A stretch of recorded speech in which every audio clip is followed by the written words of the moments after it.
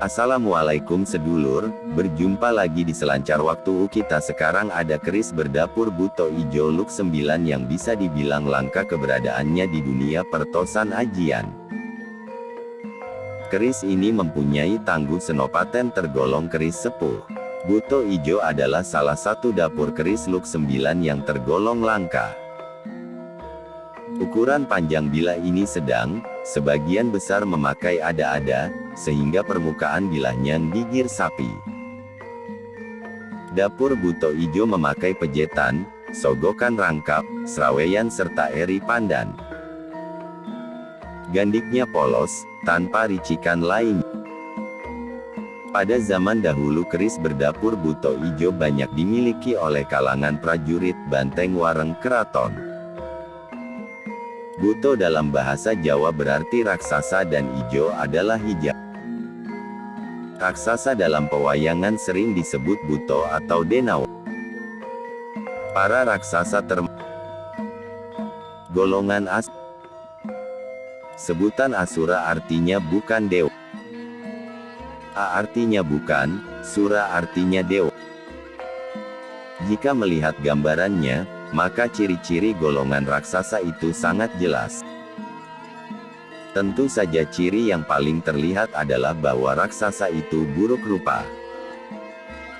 Sedangkan ciri-ciri yang lain adalah raut muka serba menakutkan, hidungnya besar seperti lengkung tepi perahu cantik King Baita, mata bulat besar, mulut lebar, gigi besar, punya taring panjang, rambut kumpul, gimbal, bulu rambut tangan dan kaki panjang lebat diwut, simbar teba, dan ciri yang tidak bisa diraba tetapi pasti bahwa raksasa itu jahat.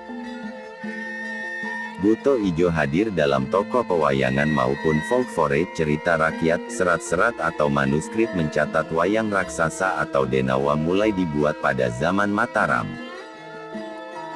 Seringkali Buto Ijo digambarkan sebagai sosok raksasa tinggi besar berwarna hijau dengan rambut keriting gimbal awut-awut laki-laki, berhidung bulat dan besar, dan bertaring melengkung.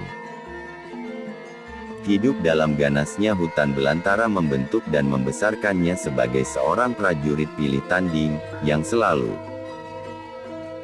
berada di ujung garis pertempuran.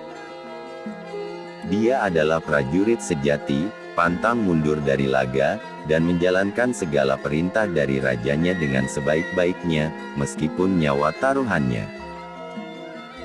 Di sisi lain, Buto Ijo juga menggambarkan tentang keserakahan yang ada dalam diri manusia.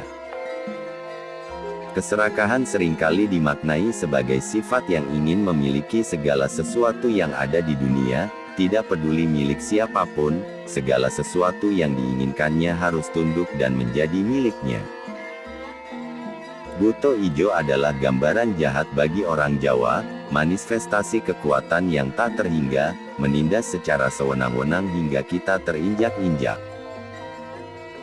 Buto Ijo adalah imperialisme penjajahan asing yang mengobrak-abrik tatanan rumah kita, menjajah mentah-mentah kita, menghisap sumber daya alam kita, tanpa menyisakan barang secuil pun untuk kita, selain remah-remah tak berharga yang dijadikan makanan kita. Buto Ijo adalah musuh bersama yang harus diperangi dan dikalahkan. Di kalangan pemburu isoteri, keris Buto Ijo justru menjadi piandel lainnya. Buto Ijo dianggap sebagai satpam gaib, yang menunggu setia harta benda dan menjaga bisnis nomor 1. Menurut para pakar kebatinan, harta yang dijaga Buto Ijo akan aman dari apapun, bahkan termasuk ulah makhluk gaib lain. Tetapi yang sebenarnya adalah harta benda kekuasaan dan hal-hal keduniawian lainnya semuanya adalah titipan yang maha kuasa, yang bisa diberikan dan diambil sewaktu-waktu. Filosofi keris Buto Ijo. Keris Buto Ijo dengan bentuk yang sederhana mengandung makna mendalam dalam filosofi Jawa.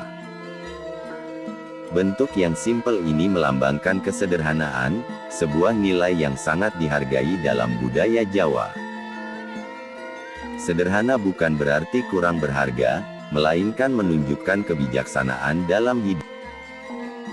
Sama seperti keris Buto Ijo, kesederhanaan adalah nilai yang dihormati.